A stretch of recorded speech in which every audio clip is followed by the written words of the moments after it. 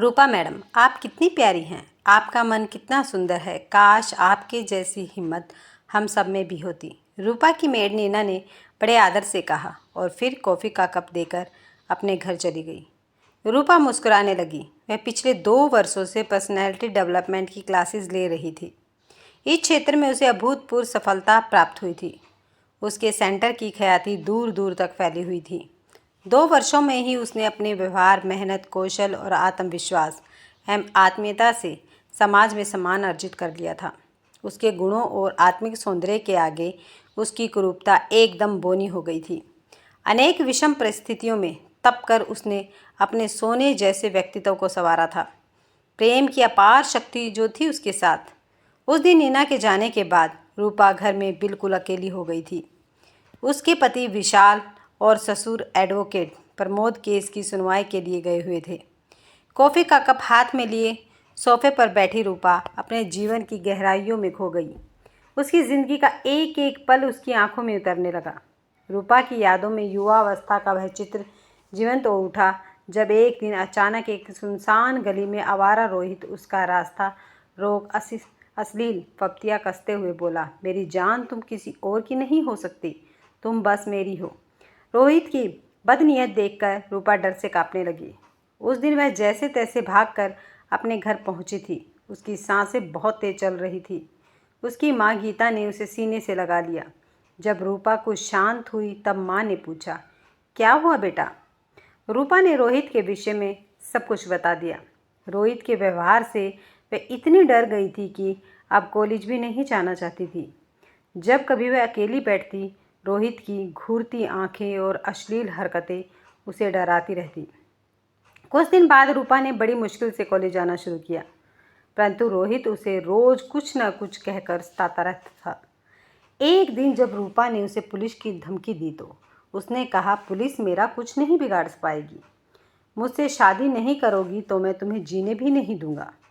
रूपा ने अपनी प्रिंसिपल को भी रोहित के विषय में सब बताया, परंतु कॉलेज के बाहर का मामला होने के कारण उन्होंने भी कोई खास ध्यान नहीं दिया। रूपा को अपने पापा की बहुत याद आती थी। वह सोचती थी कि काश पापा जीवित होते तो कोई उसे इस तरह तंग नहीं कर पाता। रूपा और उसकी माँ का चैन से जीना दूभर हो गया था। रूपा ने बड़ी मुश्किलों का सामना कर MA फाइनल की परीक्षा दी थी। एक दिन उसकी माँ गीता ने उसे विवाह के लिए मनाते हुए कहा, रूपा, चंडीगढ़ में मेरी सहेली का बेटा विशाल है। वह इंजीनियर है, बहुत ही समझदार है। क्या मैं उससे तुम्हारी शादी की बात चलाऊं? रूपा तुरंत मान गई। वह भी उस गुंडे रोहित से अपना पीछा छुड़ाना चाहती थी। शादी की बात चली और रिश्ता तय हो गया। विवाह के मधुर पलों की याद आते ही रूपा की आंखों में एक चमक सी आ गई। उसने कॉफ़ी का कप एक और रख दिया और सोफे पर ही लेट गई। उसके विचारों की पतंग उड़े जा रही थी।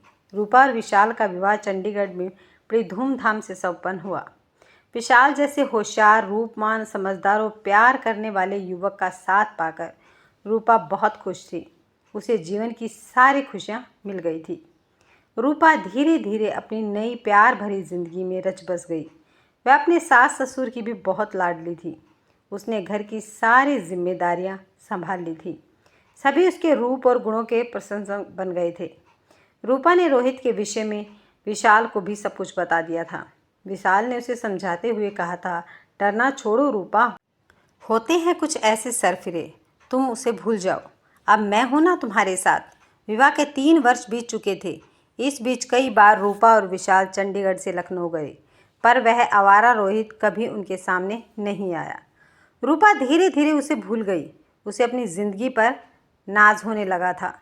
एक दिन रूपा लखनऊ में अपने पति विशाल के साथ बाजार से लौट रही थी।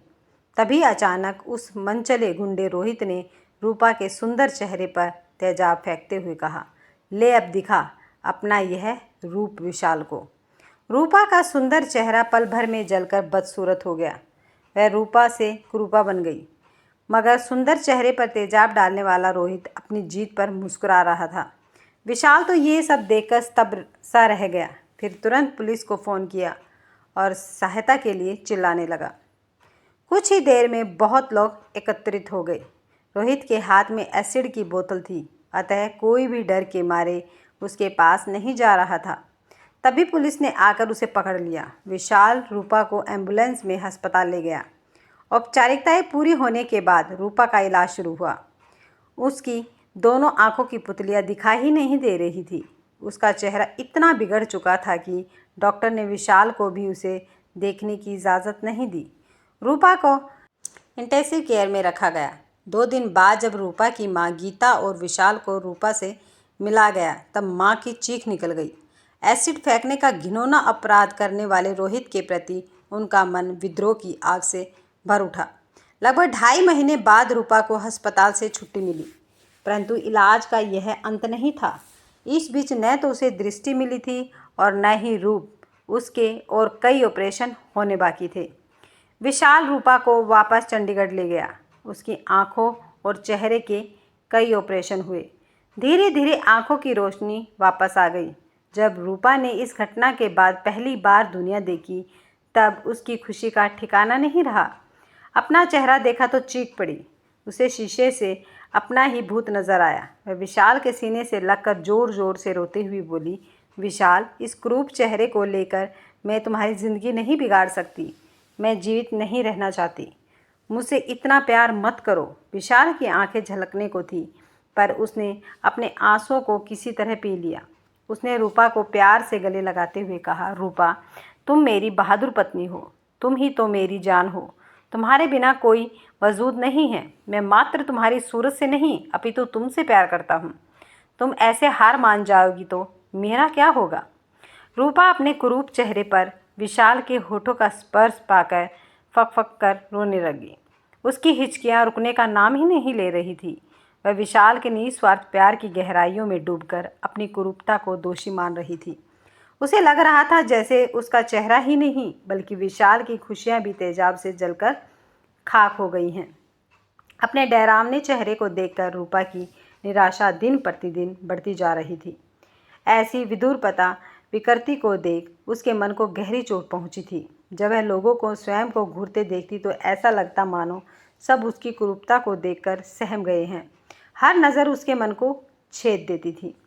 रूपा एक दिन परेशान होकर विशाल से बोली, विशाल, मेरी जैसी क्रूप लड़की के साथ तुम क्यों अपना जीवन व्यर्थ करना चाहते हो? तुम क्यों दूसरी शादी नहीं कर लेते हो? अपनी खुशियाँ मेरी इस क्रूपता पर मत लुटाओ। मुझे तलाक दे दो।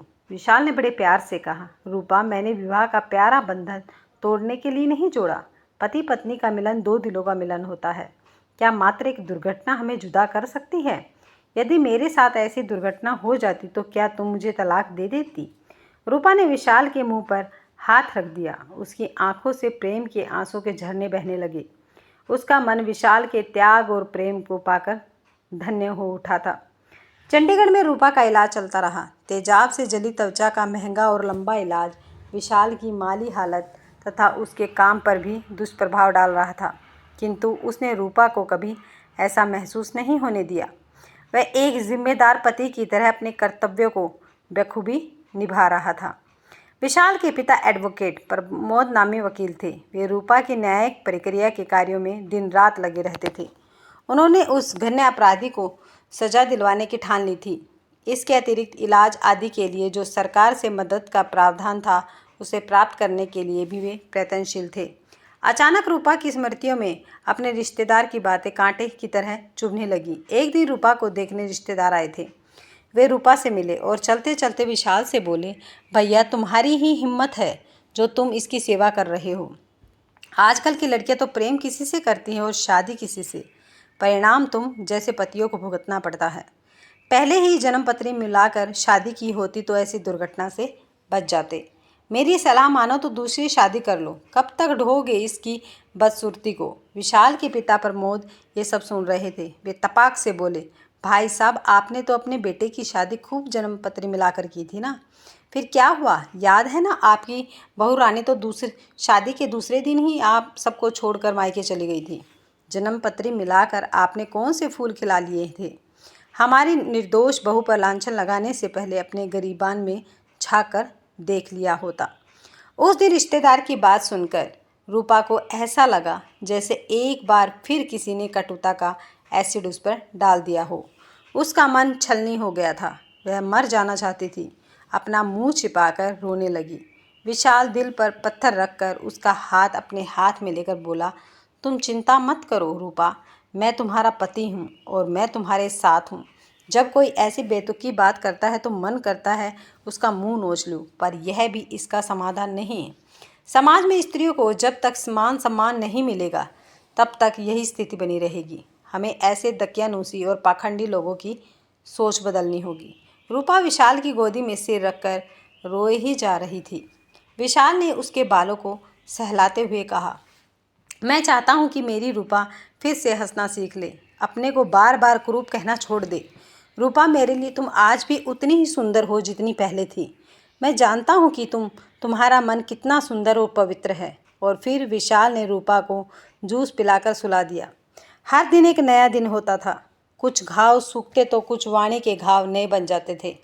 विशाल ने रूपा का मन धीरे धीरे परिणाम की ओर आकर्षित किया। वह हमेशा उससे कहता कि अपने मन को महसूस करो, जो बहुत सुंदर है। रूपा, तुम्हें ऐसा अपराधियों के विरुद्ध लड़ना है, तुम्हें हिम्मत बढ़ानी है। तुम सुंदर हो, शक्तिशाली हो और मनोविज्ञान की ज्ञाता हो। तुम्हारे अंदर असीम शक्तियाँ छिपी हुई हैं। तुम ऐसे हार नहीं मान सकती।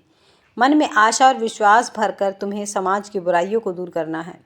रूपा पर विशाल की बातों का असर होने लगा था। वह मर मर कर भी जीना सीख रही थी। उसने मन में विश्वास भरकर पर्सनैलिटी डेवलपमेंट की पुस्तकें पढ़नी शुरू कर दी। उसके भीतर अपनी नई पहचान बनाने की लौ जाग उठी थी। दूसरी ओर न्यायिक प्रक्रिया भी चल रही थी। विशाल और उसके पिता तारीख पढ़ने पर कोर्ट जाते थे। 1 वर्ष बाद की तारीख में विशाल अपने माता पिता और रूपा को भी कोर्ट में ले जाकर पहुंचा था। अपराधी रोहित पहले से ही वहां था। विशाल रूपा का सहारा देकर बड़े प्यार और सम्मान से जब कोर्ट में दाखिल हुआ तो उस नज़ारे को देखकर अपराधी रोहित की उम्मीदों पर तो जैसे पानी ही फिर गया। उसने सपने में भी नहीं सोचा था कि ऐसी बदसूरत लड़की को भी कोई पति प्यार करेगा। विशाल ने रूपा की खुशियाँ छीनने वाले अपराधी रोहित को नफरत भरी नज़र से देखते हुए कहा, तुमने जो हमारे संग किया है उसका दंड तुम्हें बहुत ही जल्द मिलेगा। मेरे हिसाब से तुम दुनिया के सबसे क्रूर व्यक्ति हो। दुनिया में तुम्हें कोई पसंद नहीं करेगा, जबकि रूपा को इस हालत में भी सब चाहते हैं। वह हमेशा सुंदर थी और सुंदर रहेगी। उस दिन रूपा भी रणचंडी बन चुकी थी। उसकी आंखों में उस अपराधी के लिए घृणा के साथ साथ क्रोध की भी ज्वाला धधक रही थी। वह किसी तरह अपना गुस्सा पी रही थी। रूपा अपने विचारों के सागर में डूबी हुई थी कि अचानक घड़ी के 5 घंटे सुनाई दिए तो सकपका कर उठ खड़ी हुई और फिर अपने काम में लग गई। कुछ ही देर में विशाल और प्रमोद कोर्ट से घर लौट आए। वे बहुत खुश थे क्योंकि रूपा की जीत हुई। उस अपराधी को उम्र कैद की सज़ा सुनाई गई। अगर आपको ये कहानी पसंद आई है तो वीडियो को लाइक, शेयर और सब्सक्राइब करना ना भूलें।